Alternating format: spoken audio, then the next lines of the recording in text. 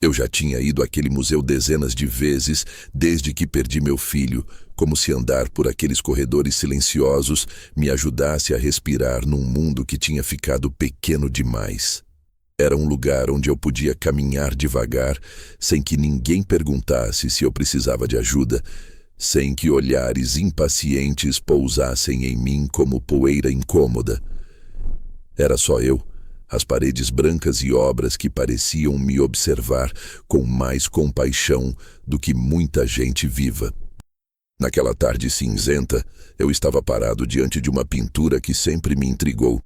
Uma paisagem que lembrava vagamente a infância do meu filho, quando senti uma presença ao meu lado. Antes que eu virasse o rosto, uma mão tocou levemente meu braço. Era uma mulher de cabelo escuro preso num coque simples, expressão calma demais para combinar com o que fez em seguida. Ela deslizou um bilhete dobrado na minha mão e murmurou, com um sorriso treinado que não alcançou os olhos: "Haja normalmente. Sorria. Saia quando eu sair." Eu nem tive tempo de perguntar nada. Ela inclinou a cabeça em direção ao corredor à minha direita e sussurrou ameaçadamente baixo: "Aquele homem está te seguindo." O corpo inteiro gelou. O instinto mais básico que um pai aprende, o de reagir quando sente perigo, acordou dentro de mim como um animal ferido, mas envelhecido demais para correr. Virei lentamente o rosto, como se estivesse apenas admirando outra obra. E foi ali que meu coração parou por um instante. Eu conhecia aquele homem. Ou pelo menos, seu rosto fazia parte de um passado que eu tentava enterrar havia anos. Ele estava parado a certa distância, olhando na minha direção com um interesse que não era casual, nem curioso.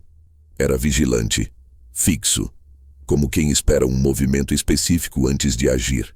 Senti as pernas fraquejarem como se estivessem lembrando sozinhas de um perigo antigo. Mas o pior não era isso. O pior era a certeza, aquela sensação profunda que não precisa de lógica, de que aquele homem não estava ali por acaso, de que ele não tinha simplesmente me seguido naquele dia, naquele museu. Ele estava me seguindo há mais tempo. Tempo demais. A mulher caminhou para a próxima sala com passos controlados e decidi obedecer. Não por confiança, mas porque a alternativa era ficar parado diante daquele homem como presa. Forcei um sorriso fraco para uma família que passava ao meu lado e imaginei que meus olhos denunciassem um medo que eu não sentia desde o dia em que meu filho desapareceu, e caminhei devagar atrás dela. O museu inteiro parecia ter se transformado numa espécie de teatro silencioso, onde cada passo meu ecoava alto demais. Eu tentava não olhar para trás, mas podia sentir que ele vinha vindo, como alguém que segue à distância para não alarmar, mas não para proteger. A mulher entrou numa sala vazia, onde uma escultura moderna feita de fios de alumínio retorcidos parecia uma espinha quebrada. Quando a segui, ela virou-se como se estivéssemos marcando uma reunião. Sussurrou sem mover os lábios: "Não pare. Vá para a ala oeste, porta marrom, eu vou por outro caminho." E saiu com a mesma naturalidade de quem vai ao banheiro. Eu fiz o que ela disse. Andei devagar, tentando parecer casual, mas cada passo me parecia desajeitado, como se minha idade estivesse gritando ao mundo que eu não tinha como correr se precisasse. Quando cheguei perto da porta marrom, ouvi passos atrás de mim. Não precisei olhar. Eu sabia. Abri a porta como quem não tem pressa e entrei num corredor estreito para funcionários. O cheiro de poeira, tinta velha e madeira úmida bateu forte, e pela primeira vez na vida senti falta de ter alguém para ligar dizendo: "Me espera, só me espera um pouco." Caminhei até uma saída lateral que dava para um estacionamento. O sol já estava mais baixo, a luz dourada refletindo nos carros parados, como se tudo ao redor estivesse normal. Mas nada estava. A mulher já estava lá fora, encostada em um carro comum, sem placa chamativa, sem nada que denunciasse quem era. Ela fez sinal com a cabeça para eu entrar. E ali, no meio do estacionamento silencioso, percebi que estava entrando num tipo de história que eu jamais teria procurado, mas que de alguma forma sempre esteve me cercando como sombra. Quando fechei a porta do carro, ela respirou fundo como quem estava prestes a desmontar uma bomba. "Desculpe ter feito assim", disse, finalmente me encarando de frente. "Mas não havia outra maneira. O senhor corre risco." Eu tentei falar, mas a voz não saiu. Ela continuou. "Eu sei quem o senhor é. Eu sei o que aconteceu com seu filho." Meu peito inteiro se recolheu. Ela abriu uma pasta fina e colocou sobre o console central uma foto antiga que eu nunca imaginei ver novamente. O rosto do meu filho, mais jovem, antes de desaparecer.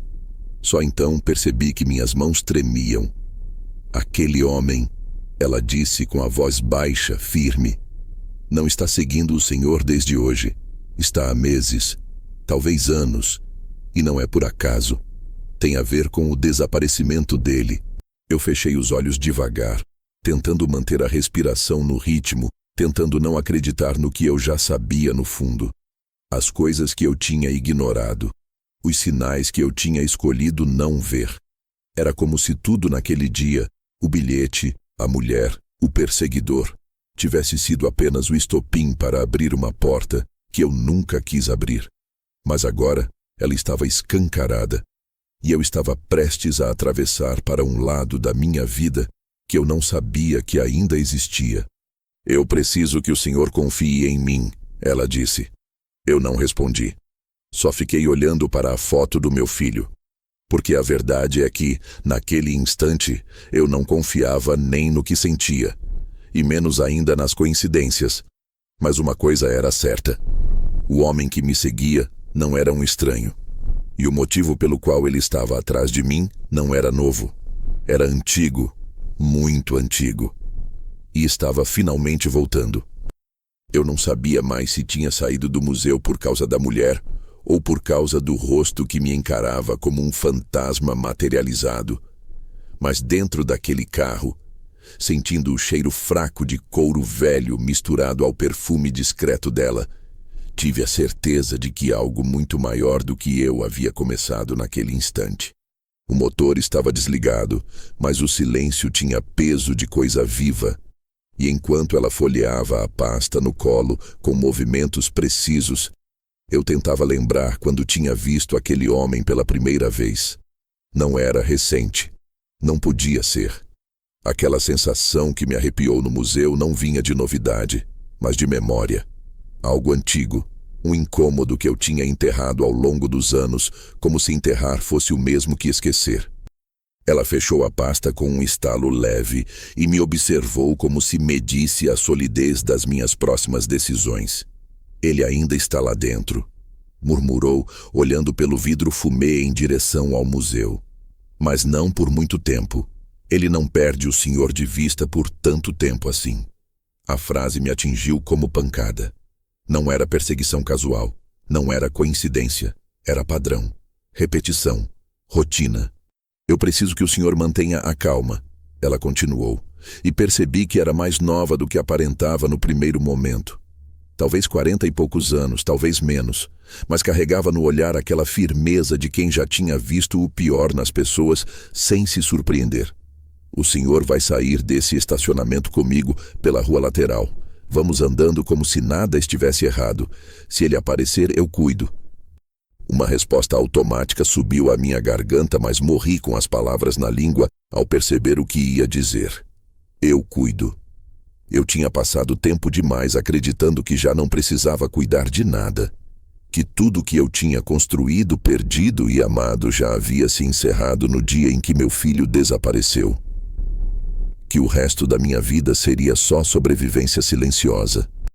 E ali estava alguém dizendo que cuidaria de mim, sem me conhecer, sem saber que eu já não tinha forças para correr, muito menos para lutar. Ela abriu a porta devagar, verificou o entorno e fez sinal para eu sair. O vento frio da tarde bateu no meu rosto, trazendo um cheiro de chuva que vinha de longe. Andamos lado a lado, cada passo medido, cada olhar calculado. O museu ficava mais atrás a cada metro, mas a sensação de ser observado só crescia. Passei a mão na minha própria nuca, como se pudesse tirar dali o peso da vigilância. A mulher caminhava reta, sem olhar para trás. Mas eu vi o que ela viu antes que fosse tarde. O homem saiu do museu. Ele não apressou o passo. Não parecia nervoso. Só olhou para os dois lados da rua, como quem decide a melhor rota para continuar um trabalho que já conhece. Quando seus olhos se fixaram na nossa direção, senti o estômago afundar. Ele não sorriu, nem fez gesto algum, mas a expressão dele não era surpresa. Era confirmação. Como se tudo estivesse exatamente como deveria estar. Ela acelerou um pouco, sempre calma, sempre no controle, e me guiou até uma esquina, onde a rua estreitava e o movimento era menor. "O senhor vai entrar ali", disse apontando para um café antigo, com letreiro gasto e janelas embaçadas. "Fique sentado na mesa do fundo. Eu estarei lá em 2 minutos. Se ele entrar antes disso, não fale nada. Só levante e vá ao banheiro. Eu bato na porta quando for seguro." Obedeci sem discutir. A adrenalina parecia correr mais devagar nas minhas veias do que quando eu era jovem. Mas ainda corria. Entrei no café com o sino da porta anunciando minha presença e segui para a mesa do fundo, como se estivesse apenas procurando um lugar para descansar. O lugar tinha cheiro de madeira úmida e café recém-passado. Uma música fraca saía de uma caixa de som antiga. Me sentei tentando controlar a respiração, imaginando se aquele homem realmente viria atrás de mim na luz do dia, em público, como se eu fosse alguém que valesse tanto risco. A mulher entrou logo depois, sem chamar atenção. Ela se sentou de frente para mim, tirou o casaco e colocou a pasta na mesa, sempre mantendo os olhos discretamente na porta. Só depois de alguns segundos ela pareceu relaxar, o bastante para falar. "Ele não veio. Isso é bom. Significa que não quer contato direto ainda." A palavra ainda cortou o ar como lâmina. Eu queria perguntar quem era ele. Queria exigir que ela explicasse de uma vez o que sabia sobre meu filho. Queria entender por que alguém me seguia há tanto tempo sem que eu percebesse. Mas quando abri a boca, as perguntas morreram uma sobre a outra. Ela percebeu. Talvez já esperasse. "Antes de qualquer coisa", disse baixinho, "eu preciso que o senhor saiba que não estou aqui por acaso. Eu venho procurando o senhor há quase 3 meses. Consegui seu nome por causa de um caso antigo que voltou à superfície. Um caso relacionado ao desaparecimento do seu filho. Meu coração ameaçou parar de novo, mas dessa vez não de susto, de reconhecimento, como se alguém tivesse cutucado um nervo que nunca cicatrizou. Ela colocou uma foto sobre a mesa. Era meu filho, mais velho do que na última imagem que eu tinha dele, mas ainda tão familiar que minhas mãos tremeram ao tocar o papel. A foto não era oficial. Era vigilância. Ele caminhava numa rua cabeça baixa, como quem tenta passar despercebido. Não era uma lembrança. Era uma pista. E minha voz saiu finalmente baixa, áspera, carregada de tudo o que eu havia guardado por anos. "Onde você conseguiu isso?" Ela respirou fundo e olhou diretamente nos meus olhos. Essa foto foi tirada dias antes dele desaparecer. E o homem que estava seguindo o senhor hoje estava lá também. E ali, sentado naquele café apagado, decidi que tudo que eu acreditava ter enterrado estava prestes a voltar à tona. E que, querendo ou não, eu teria de desenterrar junto.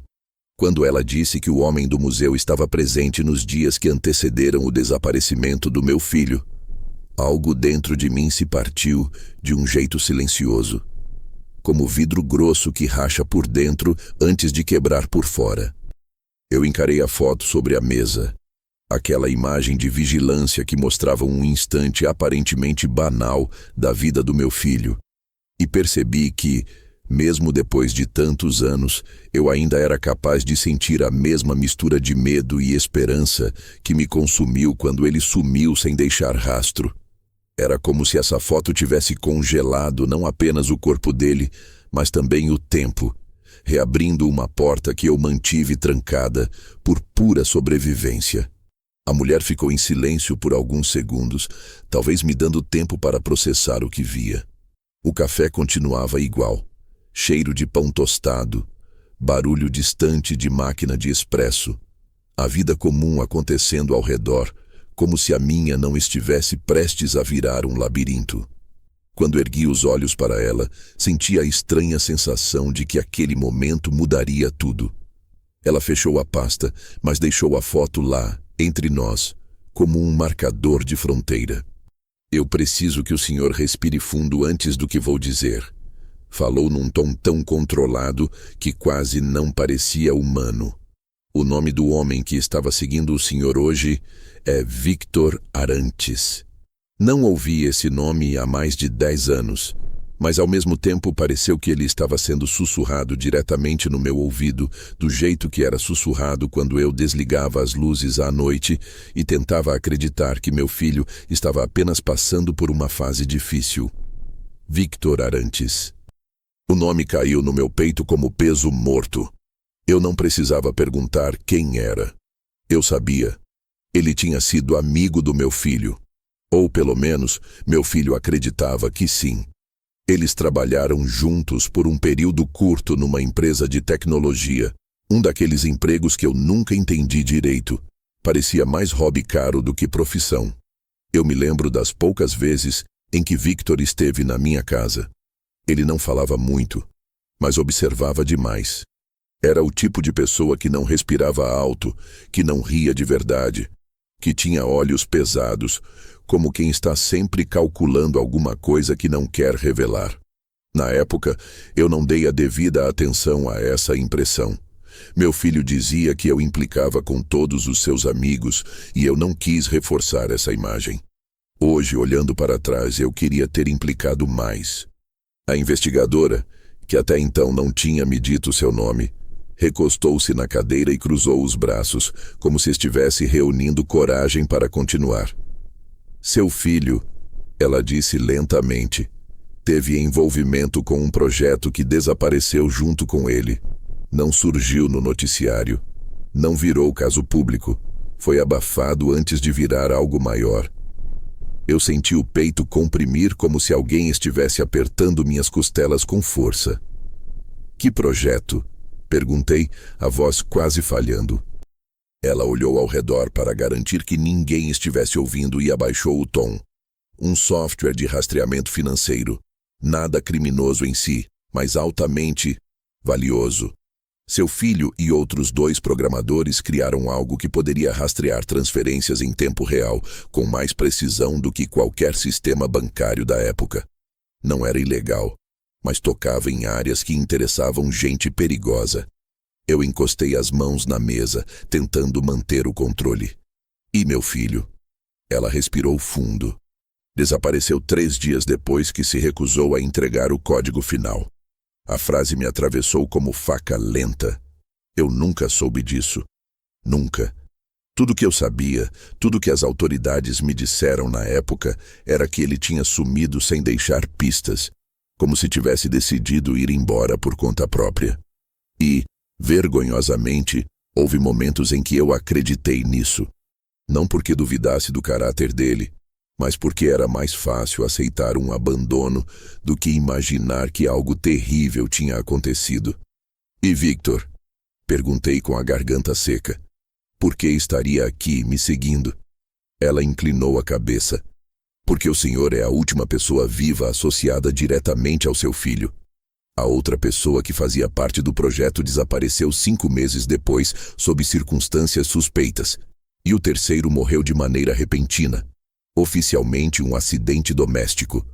Meu coração acelerou tanto que precisei apertar as mãos uma contra a outra para me ancorar naquela cadeira. E por que só agora tudo isso aparece?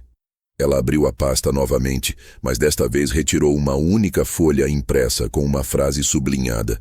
Porque algo veio à tona. Empurrou o papel para mim.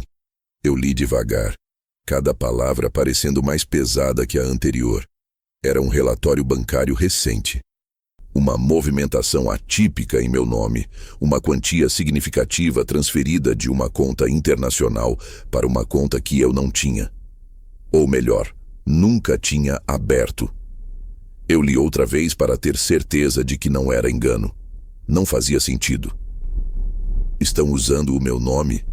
Perguntei com um fio de voz. Sim, ela respondeu. E isso só pode significar uma coisa. Alguém está buscando acesso ao que seu filho criou e acredita que o senhor tem a chave, literal ou figuradamente. Senti uma mistura de incredulidade e desespero. Eu nunca tive nada dele, nada importante, nem computador, nem senhas, nada. Ela assentiu devagar. É o que o senhor acredita. Mas e se seu filho tiver deixado algo para trás? Algo que o senhor não percebeu na época? Minha mente começou a vasculhar memórias antigas como gavetas cheias demais. Bilhetes esquecidos, caixas lacradas. O quarto dele. Coisas que eu não tive coragem de mexer por anos. Lágrimas antigas queimaram meus olhos, mas não caíram. Ela então se inclinou um pouco mais para perto. Eu sei que o senhor quer respostas. Eu também quero. E posso ajudar a encontrá-las. Mas para isso, preciso que confie em mim. Eu a encarei por longos segundos. Ela finalmente disse seu nome, num sussurro firme. Meu nome é Helena. E então completou, com um olhar que parecia carregar um peso maior que o meu. E eu não apareci na sua vida por acaso. Eu prometi que encontraria a verdade sobre o que aconteceu com seu filho. E hoje, eu acho que demos o primeiro passo. Senti um arrepio lento percorrer minha espinha. Porque naquele momento, olhando nos olhos de Helena, eu percebi algo ainda mais perturbador. Ela estava dizendo a verdade. E se ela estava certa, então o desaparecimento do meu filho nunca tinha sido um fim. Tinha sido o começo.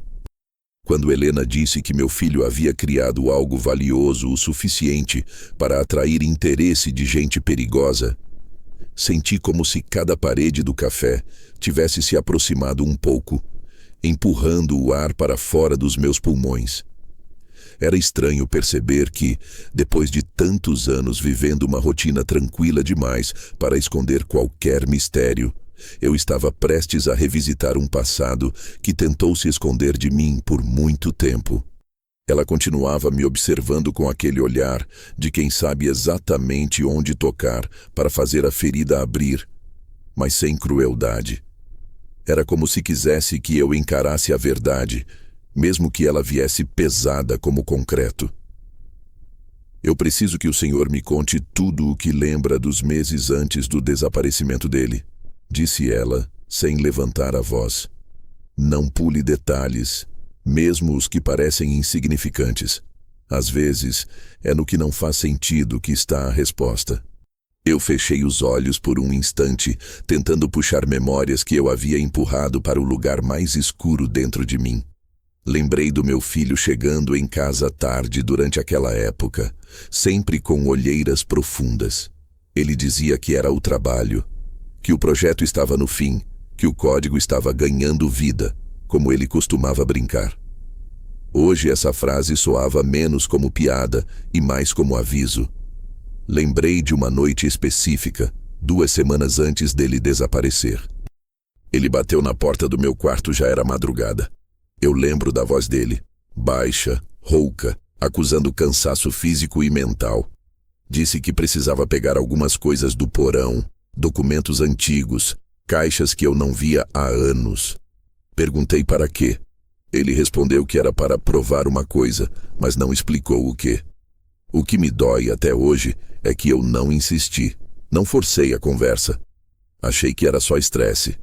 O pai sempre acha que tem mais tempo, que o filho vai contar quando quiser. E às vezes o filho some antes de querer. Contei tudo isso para Helena, que ouvia com os olhos fixos em mim, como se estivesse montando um quebra-cabeça invisível. Quando terminei, ela respirou fundo. O que havia nessas caixas? A pergunta me atingiu como tapas. Eu... não sei. Não abri. Ela tamborilou os dedos na mesa devagar. como se marcasse um compasso interno. O senhor ainda tem essas caixas? Senti um frio subir pelas costas, não pelo que ela perguntou, mas pela memória que essa pergunta arranhou. Acho que sim, respondi. Estão no porão. Ninguém mexe lá desde aquela noite. Ela assentiu. Então é para lá que vamos. Antes que eu pudesse absorver a ideia, Helena tirou outra foto da pasta. Dessa vez não era da vigilância antiga, nem do meu filho. Era do homem do museu. Mais jovem, talvez 10 anos mais novo, mas com o mesmo olhar congelado. Victor não era apenas um amigo do seu filho, ela explicou. Era alguém que tinha interesse direto no software. Ele foi um dos primeiros a tentar comprar a parte do seu filho no projeto. E quando seu filho recusou, algo mudou. Eu não precisava de mais detalhes. A expressão no rosto de Victor naquela foto era a mesma que eu tinha visto no museu.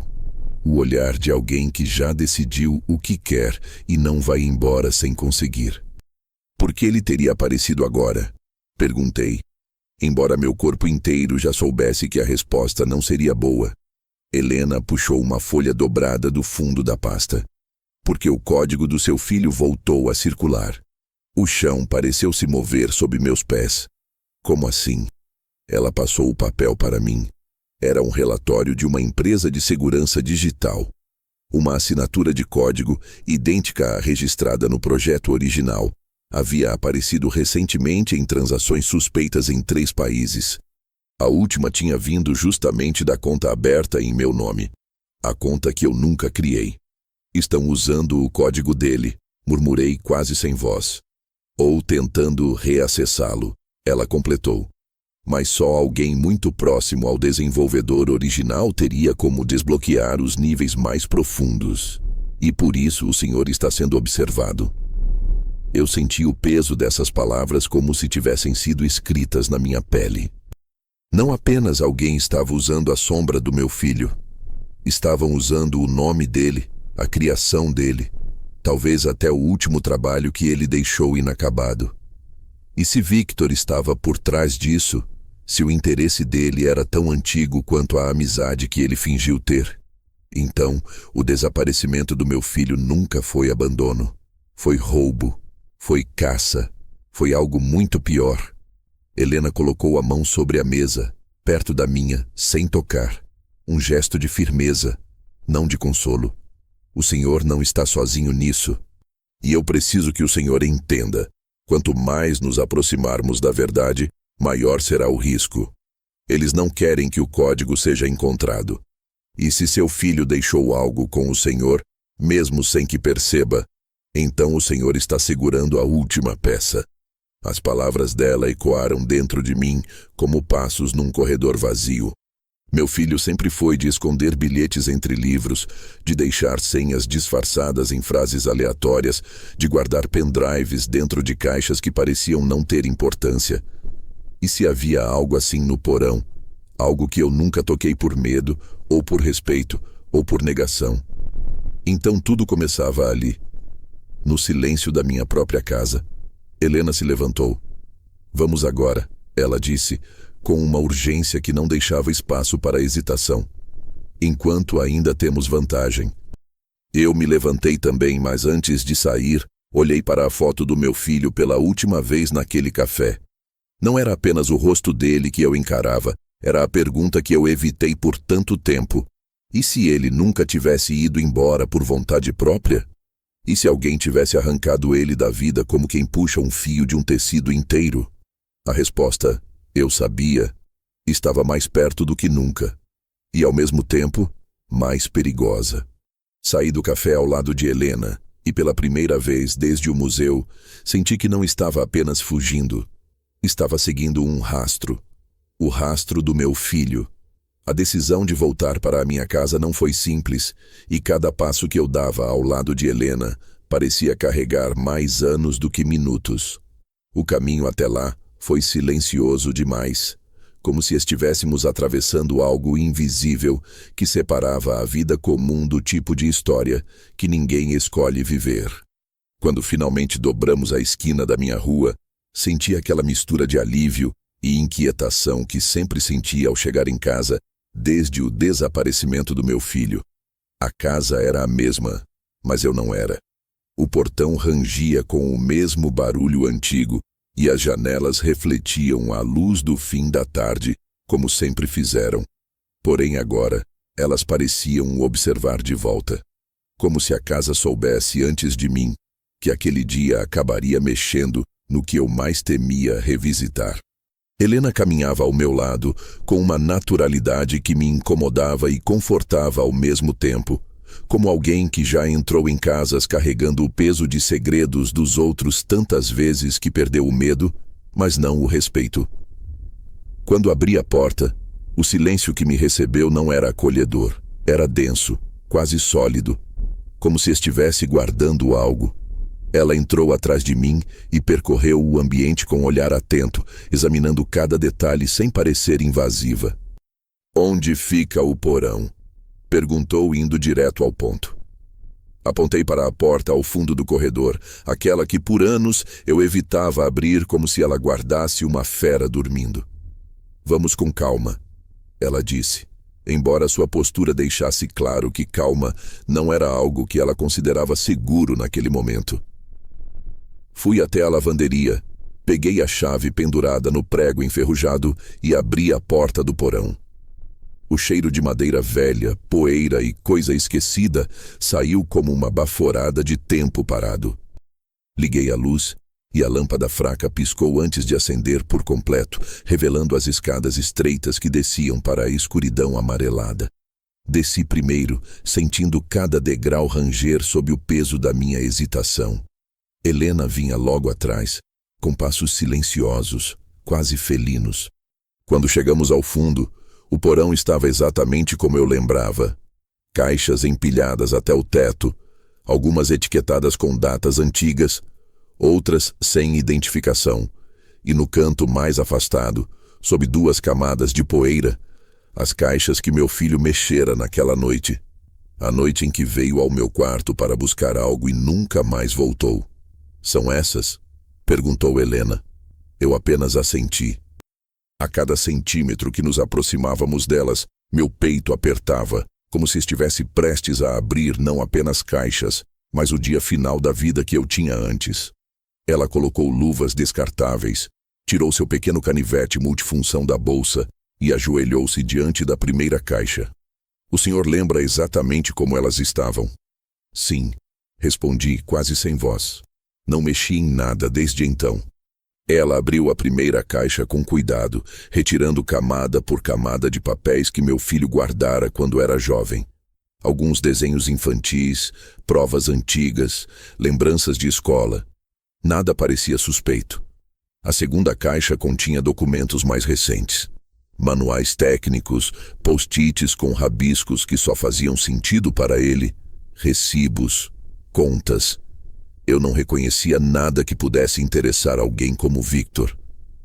Mas foi na terceira caixa que tudo começou a mudar. Helena encontrou um envelope pardo fechado, sem identificação, mas com algo estranho. Um lacre vermelho, do tipo que não se usa há décadas. Quando ela passou os dedos sobre o lacre, percebi que estava intacto, como se meu filho tivesse colado e guardado aquilo para ser aberto no futuro. Mas não por ele. "Posso abrir?" perguntou ela, olhando para mim com uma seriedade absoluta. Eu queria dizer não. Queria dizer que aquilo era dele e que abrir seria uma violação. Mas a verdade era que, se ele tivesse deixado algo ali, não poderia mais explicar. E talvez tivesse deixado justamente para ser encontrado agora. Assenti. Helena cortou o lacre com cuidado e abriu o envelope. Dentro havia um único item. Uma chave. Não uma chave comum. Era pequena, metálica, pesada demais para o tamanho. "Isso é eletrônico", disse ela, virando a peça para examinar as laterais. "Não é uma chave física. É um token de acesso." "Acesso a quê?" perguntei, mesmo sabendo que ela provavelmente não teria resposta imediata. "Não sei, ainda." Antes que eu pudesse processar o peso daquela descoberta, Ela retirou um pedaço de papel dobrado que estava preso ao fundo do envelope. Era uma folha de caderno, escrita à mão, com a letra do meu filho. Eu reconheceria aquela letra mesmo de olhos fechados. Mas o que estava escrito não parecia uma mensagem. Era uma sequência de números. Várias linhas delas, como coordenadas, senhas, códigos. No canto inferior da página, havia uma frase curta, escrita quase como lembrete. Pai, se algo acontecer comigo, siga o fio. Eu li e reli aquela frase até minhas mãos tremerem. Siga o fio. Era algo que ele dizia desde criança quando deixava pistas em caças ao tesouro improvisadas pela casa. Na época era brincadeira. Agora soava como despedida. Helena. Ele sabia. Ela assentiu com gravidade. Seu filho entendeu que o que criou colocaria muita gente em risco. Ele não confiou em ninguém para guardar isso, exceto no Senhor. Enquanto ela organizava tudo na mesa improvisada que fizemos ali no porão, percebi algo que não tinha ousado admitir até então. Meu filho não tinha desaparecido por acidente, ele tinha sido apagado. Alguém tinha puxado o fio dele antes que ele pudesse escapar, e agora estavam puxando o meu. Tem mais, disse Helena, puxando uma pasta fina do fundo da caixa. Era uma pasta antiga, do tipo que usamos para guardar documentos importantes. Quando ela abriu, o ar que saiu de dentro tinha cheiro de papel guardado demais. Lá dentro havia uma escritura, um documento de herança. Não era minha, não era dele, era do meu pai. E dizia respeito a uma propriedade que eu nunca tinha ouvido falar. Uma propriedade que, de alguma forma, estava registrada no meu nome desde anos antes de meu filho sumir. Isso aqui, disse Helena, examinando o documento. Pode ser o que eles querem, ou pode ser onde seu filho esteve antes de desaparecer. Eu encarei a escritura, sentindo uma memória quase esquecida esbarrar na superfície da minha consciência. Eu era jovem quando meu pai mencionou vagamente uma terra que havia herdado de um tio distante. Uma terra que nunca visitamos. Uma terra que ficou esquecida na família por gerações. E meu filho, de alguma forma, soube disso. Por que isso estava entre as coisas dele? Perguntei, já sabendo que não haveria resposta imediata. Helena respirou fundo. Porque seu filho estava juntando peças muito antes de desaparecer, e agora, quem o perseguiu na época está atrás do Senhor. A conexão está aqui, na herança que o Senhor nem sabia que tinha, no código que não querem que seja recuperado e na chave que ele deixou escondida. Minha cabeça latejava. A sensação de perda que me acompanhou por anos se misturava agora com outra sensação, uma inquietação nova, como se eu tivesse sido arrastado para dentro da última conversa que meu filho não conseguiu terminar. Tudo ali, no porão da minha própria casa, estava formando um mapa, um rastro intencional, um pedido de ajuda atrasado demais. Helena guardou tudo com cuidado e me encarou com uma seriedade que me atravessou. O próximo passo, disse ela, é ir até essa propriedade. Eu engoli em seco. E se ele esteve lá? Perguntei sem conseguir evitar que a voz vacilasse. Então, respondeu Helena, é lá que vamos encontrar o que ele deixou para trás. E naquele instante, percebi que a busca pelo meu filho não tinha terminado no dia em que ele desapareceu. Tinha apenas ficado à minha espera. A noite já tinha caído quando deixamos minha casa, mas Helena insistiu em voltar ao museu antes de seguirmos para a propriedade herdada. Ela dizia que havia algo lá que só faria sentido agora, depois de encontrarmos a chave eletrônica e a escritura esquecida entre os pertences do meu filho. Eu não compreendia completamente a lógica dela, mas confiava na precisão com que conectava fatos, como se tivesse treinado a mente para enxergar trilhas onde outras pessoas só viam poeira. O carro dela avançou pela cidade, enquanto as luzes dos postes riscavam o vidro do para-brisa. Eu observava a rua sem realmente vê-la. preso na sensação de que o passado, que eu tanto tentei congelar, tinha se soltado de uma vez e agora corria atrás de mim. O senhor percebeu algo estranho naquele museu hoje? Perguntou Helena de repente, sem tirar os olhos da via. Além do homem me seguindo, respondi, tentando esconder o peso que meu peito carregava. Ela sorriu de leve, mas não de humor. Era mais como quem confirma uma hipótese. Além disso, alguma coisa que chamou sua atenção? Pensei um pouco, revirei a memória recente. O bilhete, a mulher que apareceu do nada, a escultura de alumínio retorcido, a pintura da paisagem que sempre me lembrava meu filho. Nada parecia fora do comum para os meus padrões, mas Helena parecia esperar um detalhe mais profundo, um sinal que eu talvez tivesse registrado sem perceber. Não, respondi enfim. Nada que eu tenha notado. Então vamos olhar de novo, disse ela, e a frase soou como se estivesse prestes a puxar um fio invisível. O museu estava quase fechado quando chegamos. As portas principais já estavam trancadas, mas Helena contornou o prédio e se dirigiu a uma entrada lateral que parecia ser usada por funcionários. Ela tocou a campainha discreta ao lado da porta, e após alguns segundos, um segurança de uniforme preto apareceu. Ele a reconheceu imediatamente, o que me surpreendeu.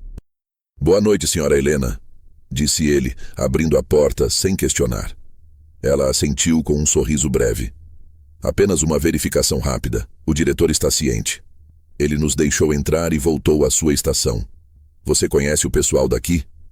Perguntei, tentando entender como ela se movia com tamanha naturalidade por um lugar que deveria ser estranho a ela. "Conheço quem preciso conhecer", respondeu com aquela praticidade que já fazia parte da essência dela. Entramos pelo corredor dos bastidores, uma área que eu jamais tinha visto, mesmo sendo frequentador assíduo. Havia caixas de madeira empilhadas, algumas fechadas com lacres numerados, outras parcialmente abertas revelando molduras antigas. A iluminação fraca dava ao ambiente um ar de clandestinidade, como se estivéssemos entrando numa parte do museu que nem o museu reconhecia. Helena caminhava com passos firmes, como se já soubesse exatamente aonde ir. Eu a segui até a ala oeste, onde eu estivera mais cedo com ela, quando ainda não entendia metade do que estava acontecendo. Quando voltamos para a sala da escultura de alumínio, aquela que parecia uma espinha metálica quebrada, ela parou diante da peça e cruzou os braços, observando-a com atenção intensa. "O que você vê aqui?" perguntou. Eu olhei novamente sem entender o motivo. Era uma escultura abstrata, composta por fios de alumínio entrelaçados, formando curvas e torções aparentemente aleatórias. "Vejo metal torcido", respondi. Ela negou com um leve movimento de cabeça. "Não, olhe mais de perto. Repare no padrão dos fios." Aproximei-me da escultura, dessa vez com um foco que não tive mais cedo. Os fios de alumínio não estavam apenas torcidos. Havia uma repetição sutil, quase imperceptível, como se o artista tivesse tentado replicar uma sequência. "Isso é um código?" murmurei sem perceber o que dizia. Helena sorriu, desta vez com uma satisfação evidente.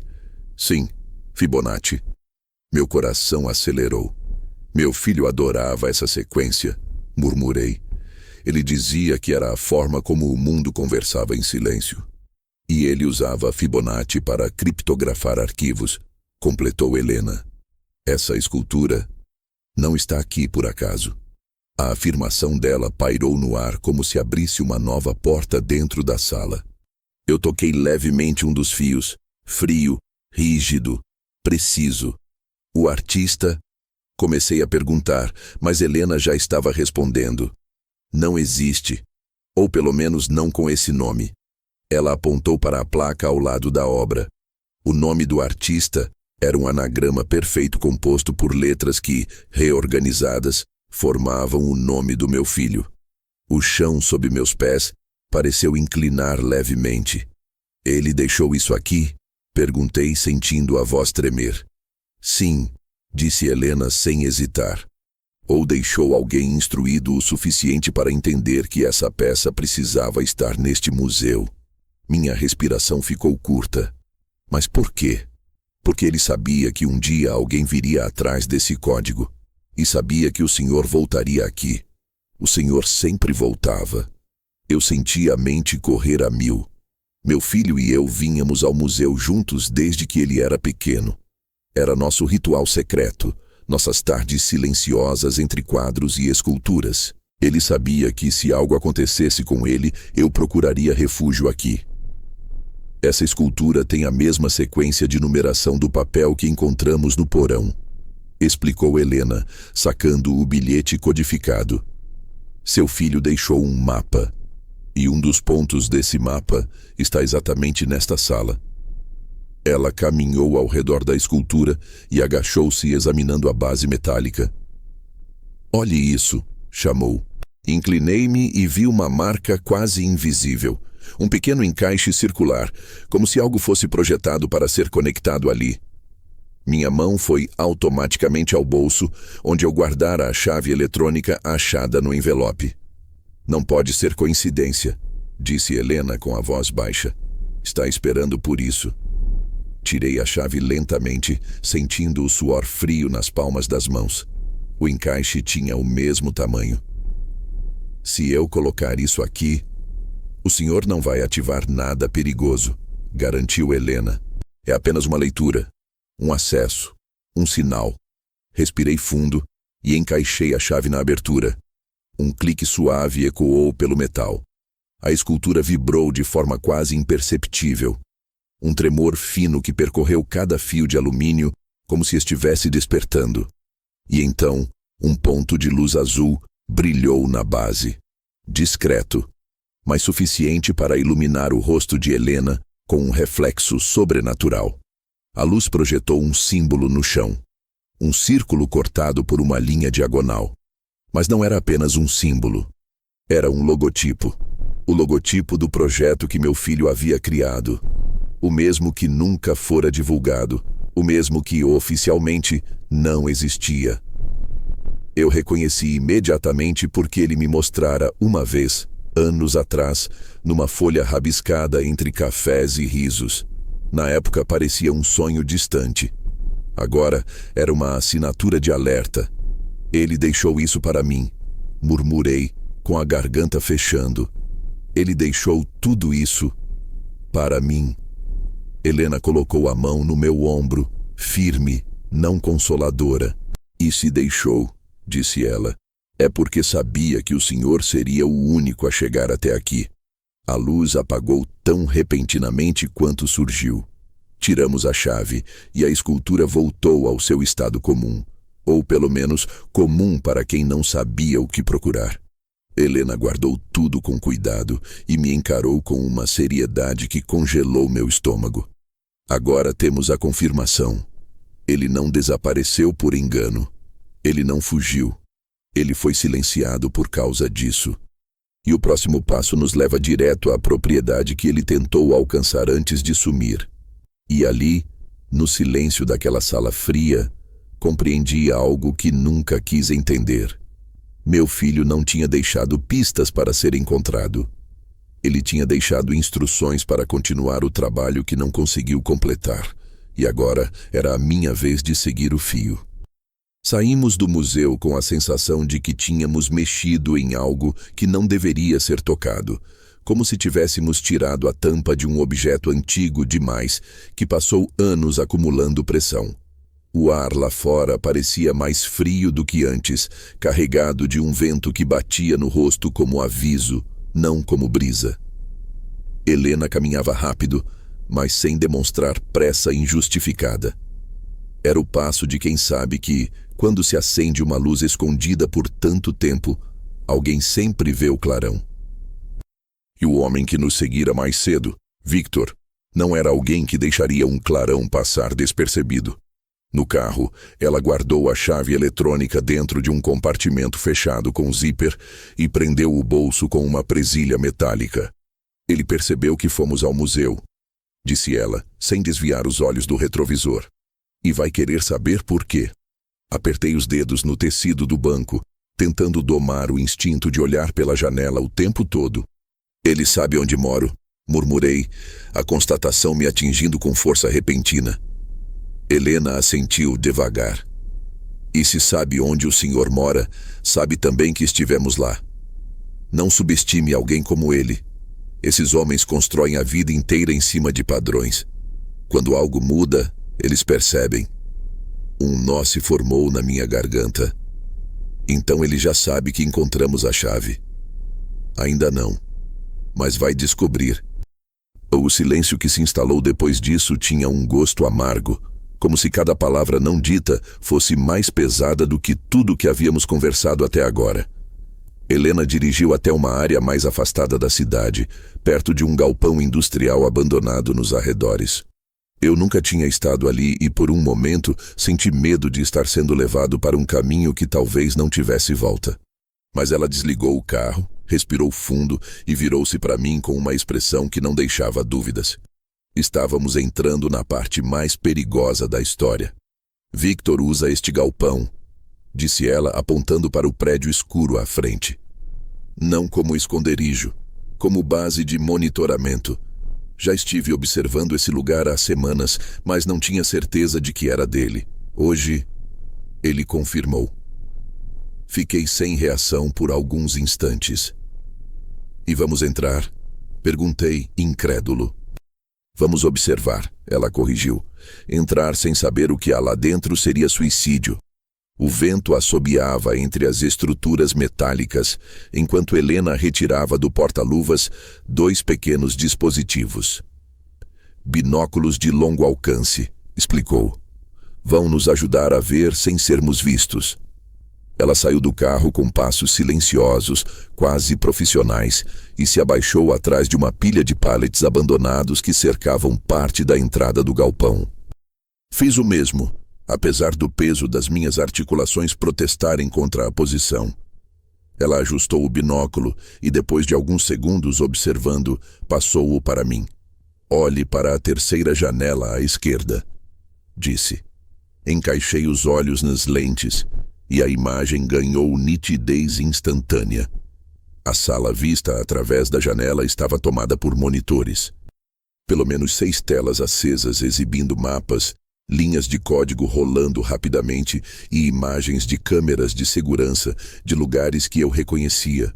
Ruas próximas à minha casa, à frente do museu e até mesmo um trecho da praça que eu frequentava nos finais de tarde.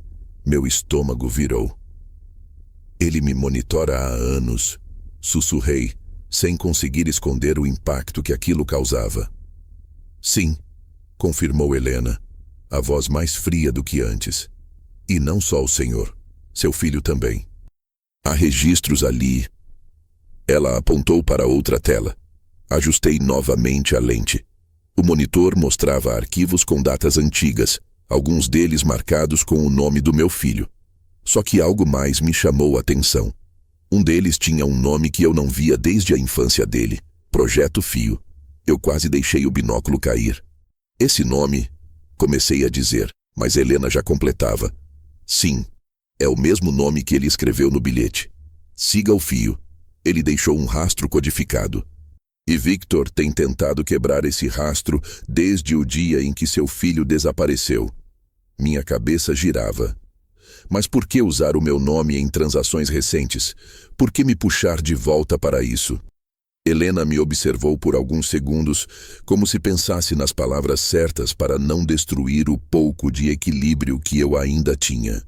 Porque para acessar o nível final do código dele, é preciso uma combinação que envolve 2 coisas. Um token eletrônico, a chave que encontramos, e... Ela hesitou, e a hesitação dela foi como a queda de um martelo. E reconhecimento biométrico. Eu pisquei, confuso. O quê? A biometria dele, disse ela com a voz firme. Ou de alguém que tenha um vínculo direto o suficiente para servir como segundo fator. Sim, é o mais provável. O código reconhece padrões. Voz, digitais, talvez até estrutura facial. Seu filho não confiou em ninguém. Ele pediu ao sistema que você fosse a última pessoa capaz de ativá-lo. Uma náusea súbita subiu pela minha garganta. Meu filho tinha me deixado a última peça, a última chave, o último passo. Eu nunca me senti tão honrado e tão apavorado ao mesmo tempo. Helena voltou a olhar pelo binóculo e franziu o senho. Tem movimento lá dentro. Ajustei novamente e vi Victor caminhando de um lado ao outro da sala, analisando algo em uma das telas. Ele parecia irritado, nervoso, como se tivesse percebido um desvio nos planos que controlava com tanto cuidado. Ele sabe que estivemos no museu, murmurei. Sabe, confirmou ela. E vai se mover rápido agora. Um frio percorreu minha espinha. Estamos em perigo? Perguntei, sabendo que a resposta não seria tranquilizadora. Sim, respondeu ela sem suavizar.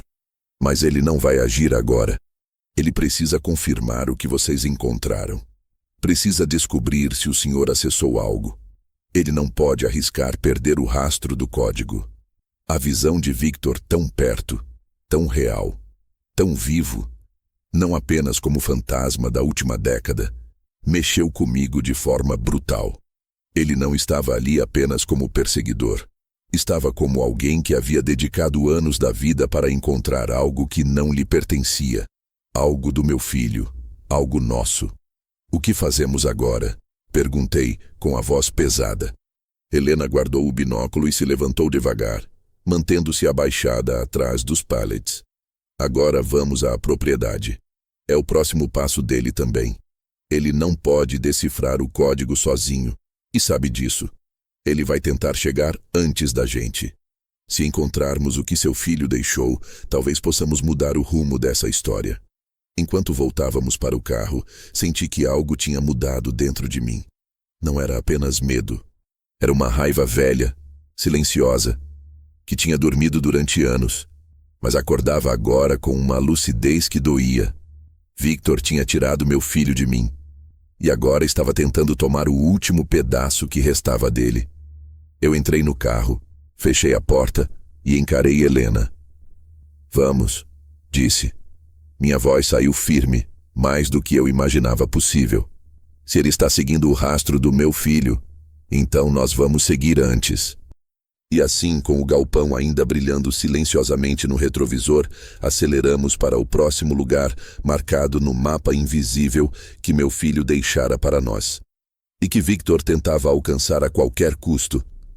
A estrada até a propriedade que constava na escritura atravessava uma região rural em que o silêncio parecia mais espesso do que o ar. O céu estava completamente escuro, iluminado apenas pela lua tímida que surgia entre nuvens pesadas. A cada quilômetro percorrido, eu sentia como se estivéssemos nos afastando, não só da cidade, mas do mundo que eu conhecia, e nos aproximando de um lugar onde o tempo tinha ficado preso, esperando exatamente por essa noite. Helena dirigia concentrada, seus olhos atentos ao retrovisor com a precisão de alguém que sabia que ser seguida não era uma possibilidade, mas uma certeza que ainda não se mostrara. Eu observava a paisagem passando como manchas escuras e pensava no meu filho, menino e adulto ao mesmo tempo, como se todas as imagens dele estivessem empilhadas dentro da minha cabeça, misturando-se num emaranhado de lembranças que eu nunca soube organizar. A propriedade surgia do nada, como uma sombra quadrada no horizonte. Era maior do que imaginei, um terreno amplo, cercado por árvores antigas que se curvavam sobre um galpão central e uma casa pequena, desgastada pelo tempo, como se a vida tivesse passado por ali e desistido de ficar. Quando Helena estacionou, o carro parecia pequeno diante da imensidão da noite que se espalhava ao nosso redor. Fique atento, disse ela, apagando os faróis. Se Victor esteve aqui, talvez tenha deixado rastros, e se ele não veio, vai vir. Saímos do carro devagar, o cascalho estalando sob os pés, e a sensação era de atravessar uma fronteira invisível.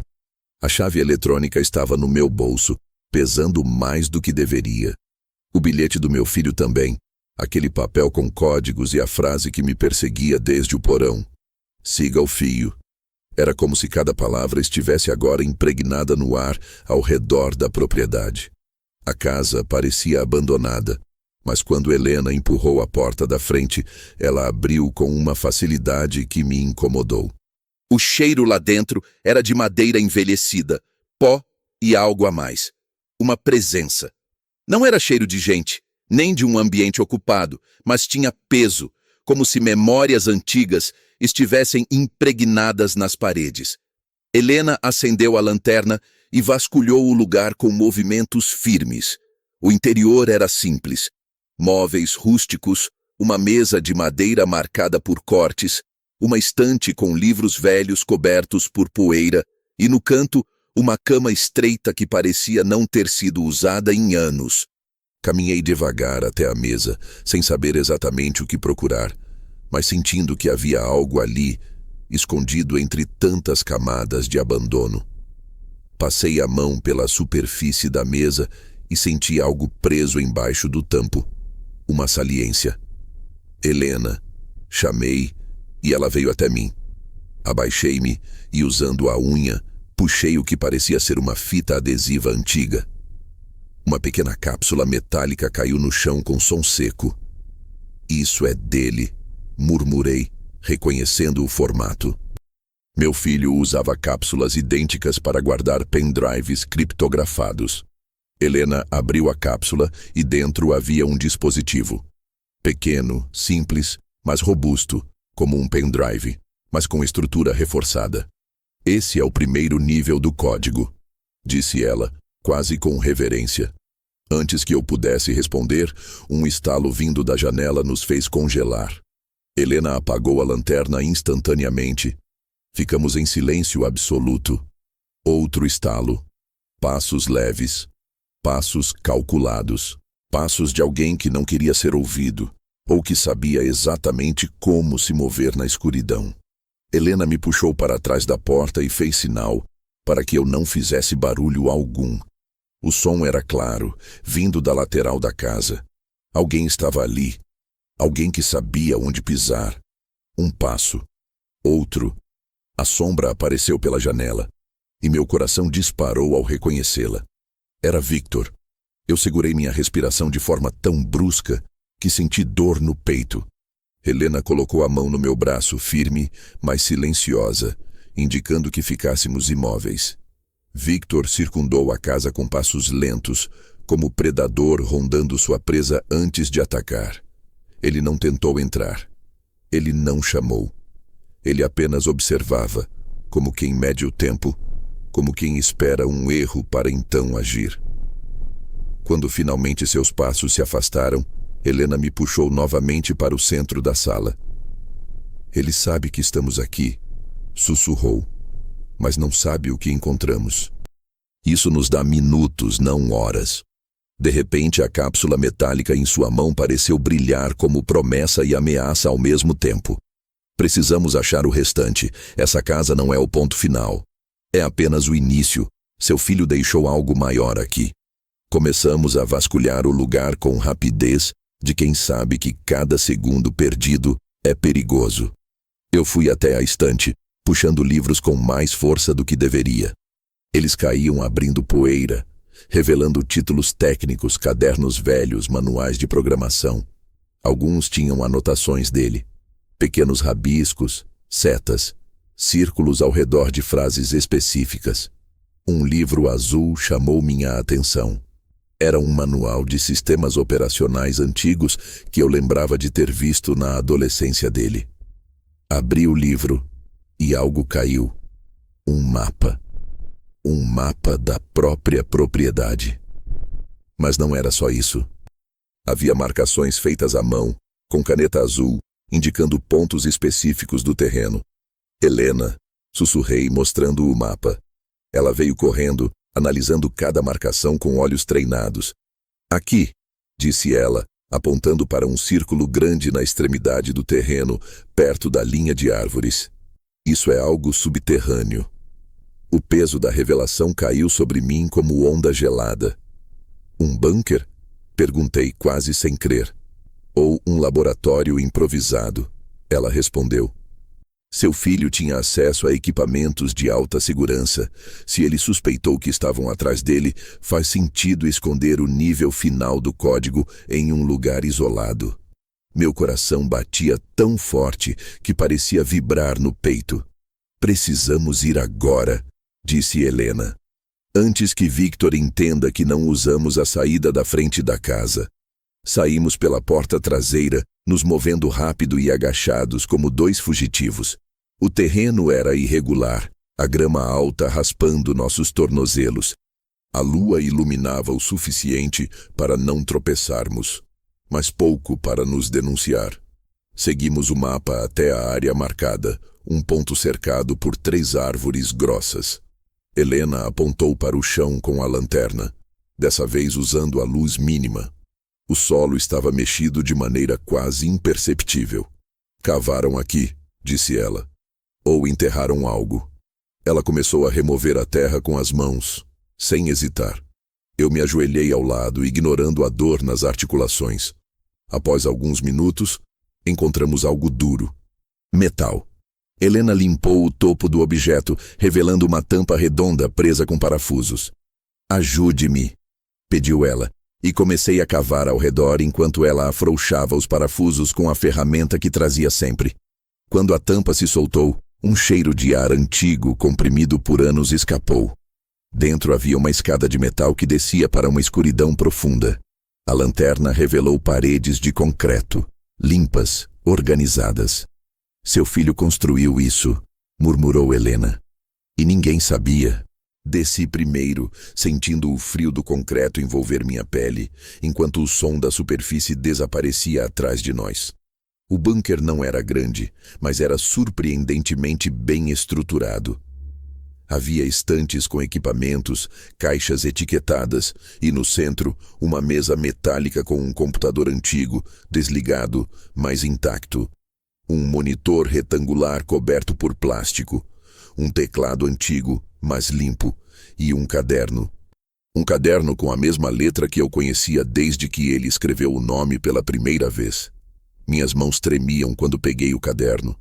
Helena me observava com atenção, mas não disse nada. Eu abri a primeira página, e ali estava ele, meu filho, sua voz, sua vida, suas últimas palavras escritas.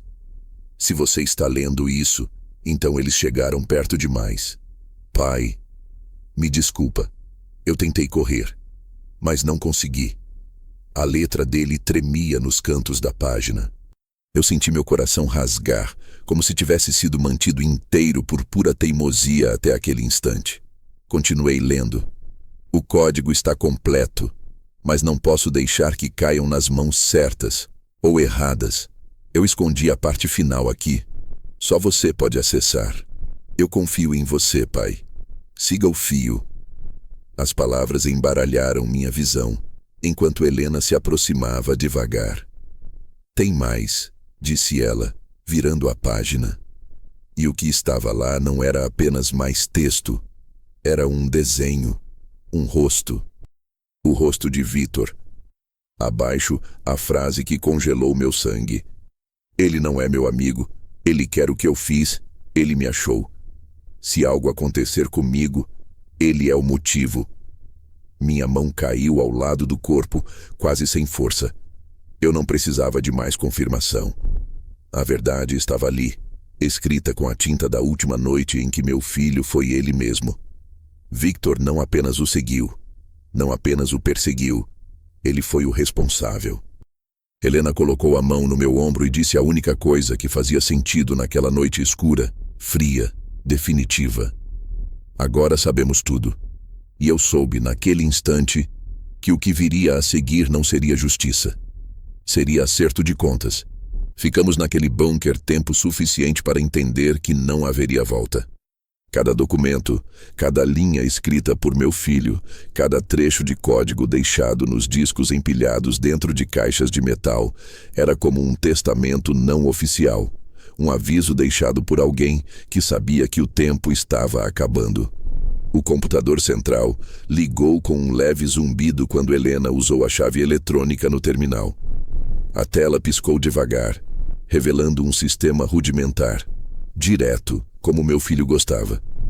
Não havia firulas gráficas, nem mensagens dramáticas. Apenas a interface simples, limpa, funcional.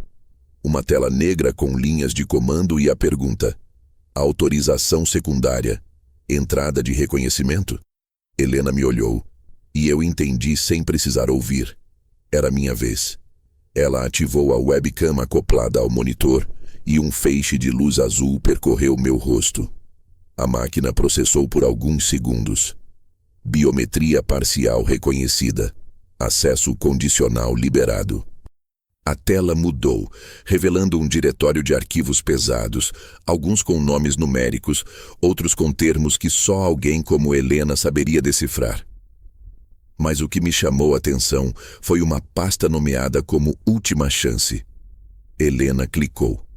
Dentro havia apenas um vídeo. O nome do arquivo, para ele. O silêncio da sala ficou ainda mais espesso quando o vídeo começou a rodar. A imagem era escura, com ruídos, mas quando finalmente clareou, o rosto do meu filho surgiu, mais magro do que eu lembrava, mais cansado, mais velho do que deveria ser. Ele olhava direto para a câmera, como se estivesse olhando através do tempo, diretamente para mim. Pai, se você está vendo isso, significa que não consegui sair a tempo. Eu tentei de verdade, mas ele é mais rápido, mais cuidadoso, mais frio do que eu podia prever. Victor, ele sabe tudo. Ele tem acesso a fontes que nem sei nomear. Ele quer o código não só pelo valor, mas pelo controle. Isso não é mais sobre dinheiro, é sobre poder. Meu filho parou. Respirou fundo. A imagem oscilou. Eu criei algo que pode rastrear movimentos financeiros com tanta precisão que governos inteiros ficariam em alerta. Eu fiz isso com boa intenção, mas logo vi que o tipo de gente interessado nisso não era o tipo de gente que queria transparência. Eles querem vigilância, manipulação, chantagem. E Victor é só o rosto mais visível desse grupo. Ele olhou para baixo, como se estivesse lendo anotações fora da câmera. Não confie em ninguém, pai, a não ser por alguém chamado Helena. Se ela estiver aí com você, é porque deu certo. Ela é segura, ela sabe. Nesse momento, olhei para Helena. Ela não chorava, não tremia, não desviava os olhos. Mas seus punhos estavam cerrados, e a mandíbula trincada dizia mais do que qualquer lágrima. O vídeo continuava. Deixei tudo o que pude nesse bunker. Parte do código está aqui.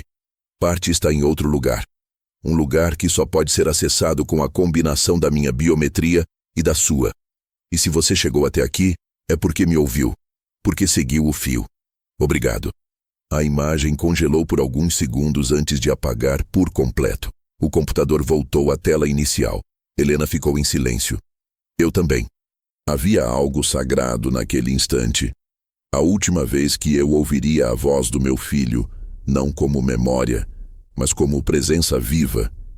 E naquele momento, percebi que o que quer que viesse a seguir, nada mais importava além de proteger o que ele havia deixado.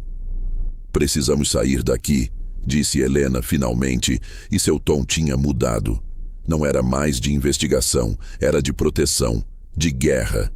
Se Victor não entrou ainda, vai entrar. Ele viu o carro, ele seguiu o rastro. É agora. Recolhemos rapidamente tudo o que podíamos. Os discos, o caderno, o token, e saímos pela escada estreita, deixando o bunker exatamente como estava, sem rastros visíveis. Helena trancou a tampa com o mecanismo de pressão embutido e cobriu com a terra e folhas como se nunca tivéssemos tocado ali. O céu já começava a clarear no horizonte, uma faixa tênue de luz rompendo a escuridão espessa da madrugada. Voltamos para a casa pelos fundos, mas paramos antes de abrir a porta.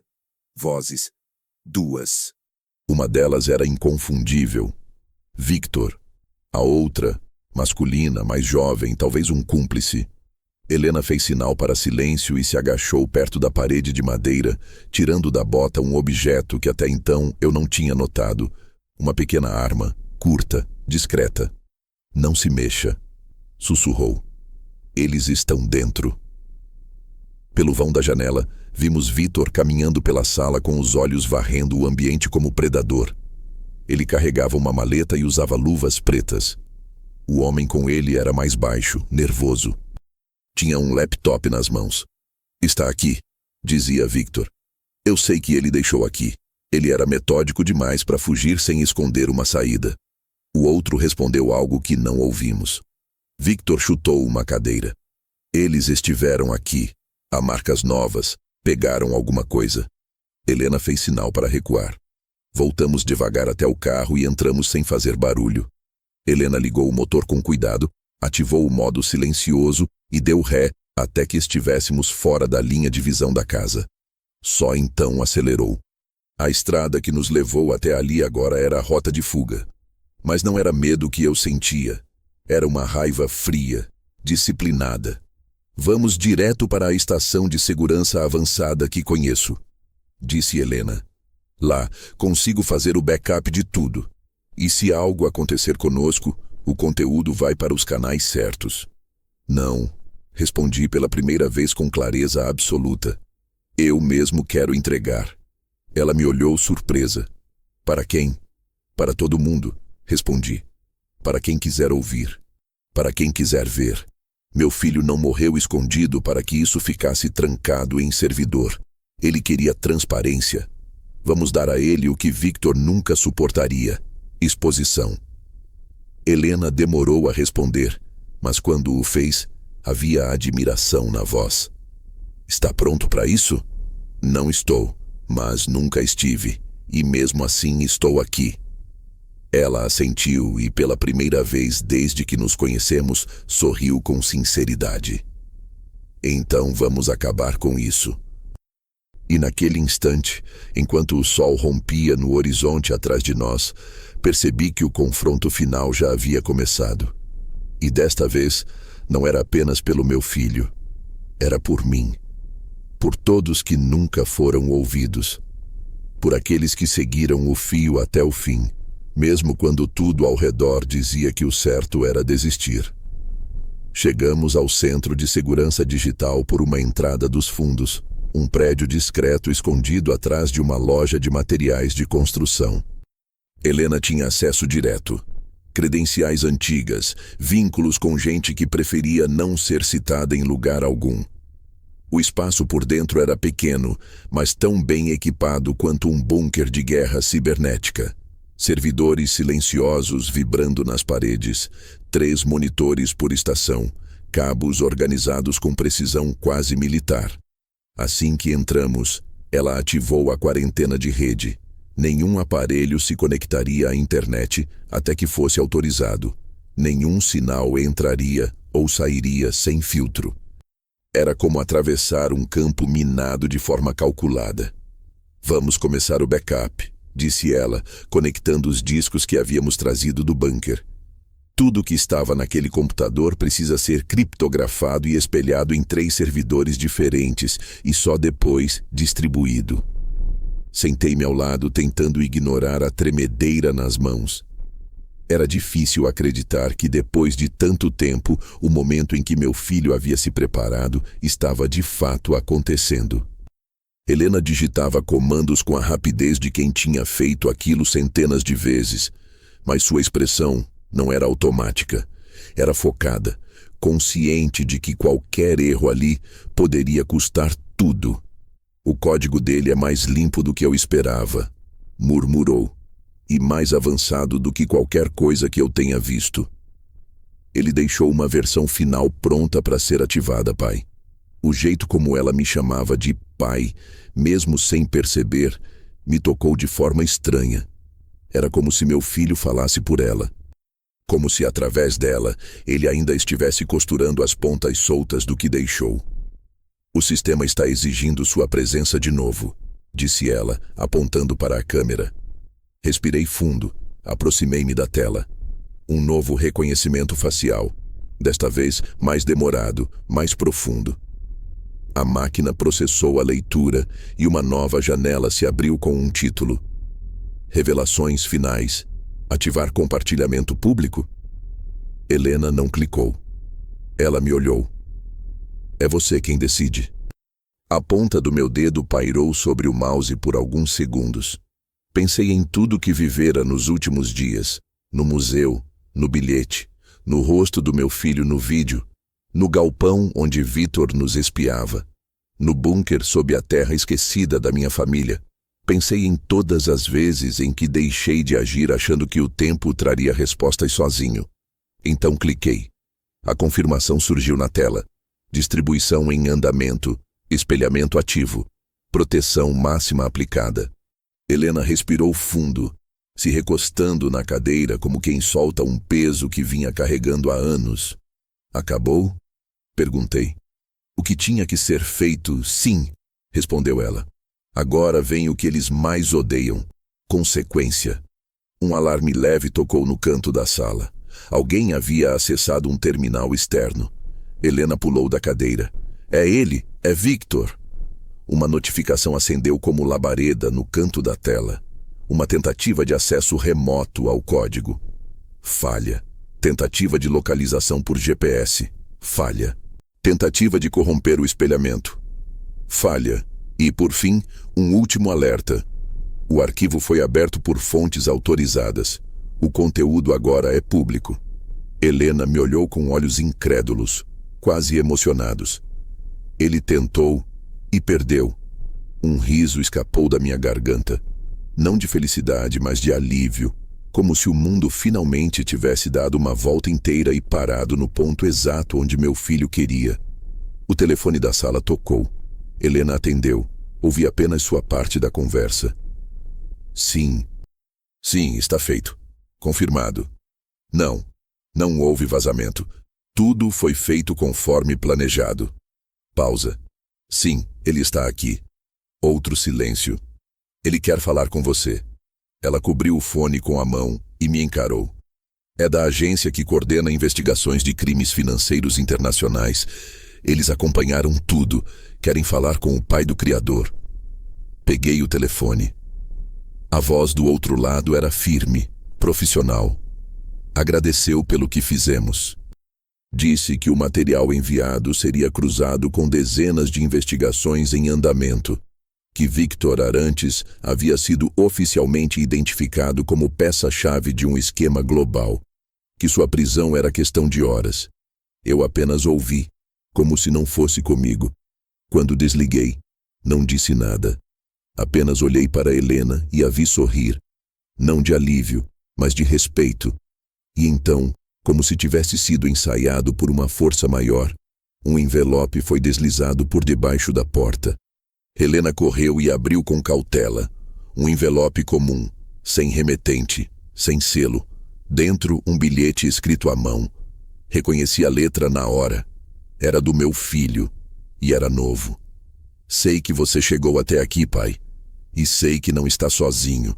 Se estiver lendo isso, é porque Helena te ajudou. Cuide dela. Ela cuidou de mim quando eu mais precisei. E agora, por favor, cuide de você. Senti os joelhos fraquejarem. A letra era firme, a tinta recente. Helena me encarou confusa. Como isso? A resposta não estava ali, mas a certeza sim. Ele estivera mais perto do que imaginávamos. Talvez nunca tenha ido tão longe. Talvez tenha deixado tudo programado para que mesmo a verdade o acompanhasse, bilhete após bilhete, fio após fio. Ou talvez ainda estivesse vivo. O envelope trazia no verso apenas uma frase, 5 palavras. As últimas, as mais simples, as mais devastadoras. Ainda não é o fim. Helena tocou meu ombro apertando com força. E eu entendi. Tudo aquilo, a fuga, o bunker, o vídeo, a chave, o código, era só o começo. Meu filho deixara o mundo dele escondido não para desaparecer, mas para reaparecer do jeito que escolheu, inteiro, inviolado, no tempo certo. Agora só nos restava esperar o próximo sinal, porque eu sabia, eu sentia, ele voltaria, quando estivesse pronto, e nós estaríamos aqui, esperando, seguindo o fio,